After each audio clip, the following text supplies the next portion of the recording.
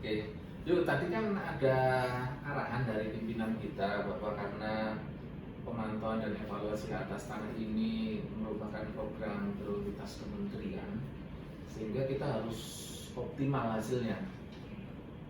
Nah, capaian kita kalau saya lihat di data saya ini kok masih belum ada 50%. Itu kendalanya apa? Iya Pak, jadi kalau untuk tahun ini Pak, sepertinya ada kendala yang utama sih Pak. Kalau yang saya lihat sehari-hari sepertinya kita tuh terkait SDM Pak. Jadi mungkin jumlah SDM kita kurang bisa memenuhi untuk target yang diberikan sih Pak. Begitu Pak kalau yang saya lihat Pak. Oke. Saya kira untuk apa? Untuk pemantauan ini kita perlu merubah ini metodologinya. Oh begitu. Iya. Jadi kalau dengan metode yang sekarang, Iya. kita itu cuma 200 bidang per tahun. Saya kira nggak mampu untuk mencapai target ribuan HGU yang harus kita pantau di 2023 ini.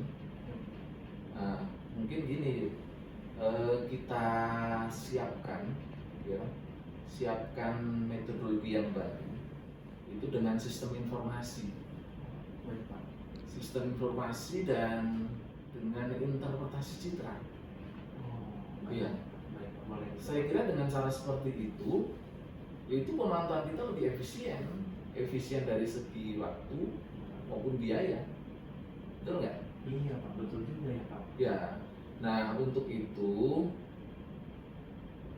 mungkin yang harus kita siapkan untuk pertama kalinya ini kita merubah metodologi. Identifikasi dulu kira-kira kebutuhan untuk membangun sistem informasi itu apa?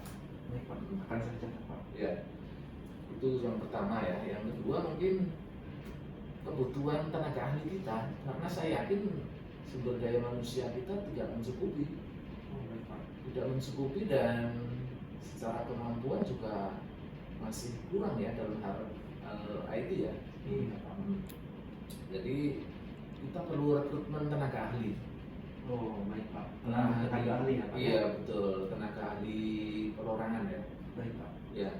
Nanti di samping rekrutmen tenaga ahli itu kita juga perlu koordinasi dengan terkait dengan data-data yang harus kita siapkan ya. Baik Pak. Kalau data hak atas tanah mungkin kita perlu koordinasi ke Pusdatin. Baik Pak. Kemudian untuk data base map yang lain seperti citra itu koordinasi ke BIG dan Di 8 ya. Oh baik Pak. 8 sekarang sudah berganti BRIN kalau nggak salah. Iya Pak, sudah beli Pak sekarang. Ya. Nah kemudian kita juga perlu secara internal koordinasi dengan dirjen-dirjen terkait. Kalau dari sisi kita membutuhkan surat keputusan pemberian hak, kita koordinasi ke Dirjen BHPT. Baik Pak. Kemudian untuk peta-peta tematik, kita perlu koordinasi ke Dirjen Survei. Baik Pak. Ya. Siap. Nah untuk peta bidang ini kita lebih baik ke Dirjen Survei atau ke Pusdatin? Nah itu Pak, kalau untuk yang sementara kita gunakan itu kan dari Pusdatin Pak selama ini. Berarti ngambil dari KKP ya? Iya Pak, dari KKP. Oke. Tapi mungkin Pak ada baiknya juga apabila kita dapatkan data dari Dirjen Survei, kita komparasi, kita bandingkan Pak. Apabila itu dapat menambah, itu lebih baik mungkin ya Pak ya, karena kan kita targetnya cukup banyak ini Pak. Oke, baik. Jadi kita gunakan dua data itu aja. Baik, Nah, nanti saling melengkapi. Baik Pak. Nah kemudian terkait dengan ini pengolahan petanya. Iya Pak. Nah pengolahan petanya kan selama ini juga kita selalu agak terlambat ya. Iya Pak. Nah mungkin dengan sistem informasi ini nanti akan mempercepat itu. Misalnya seperti ini.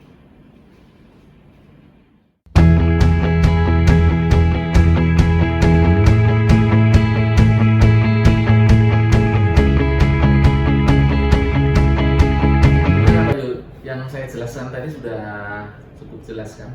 Iya Pak, sudah cukup jelas Pak. Ya kalau sudah jelas saya kira cukup ya. Baik Pak, kalau begitu Pak. Terima kasih ya Pak. Ya, sama-sama. Saya juga terima kasih ya. Iya Pak.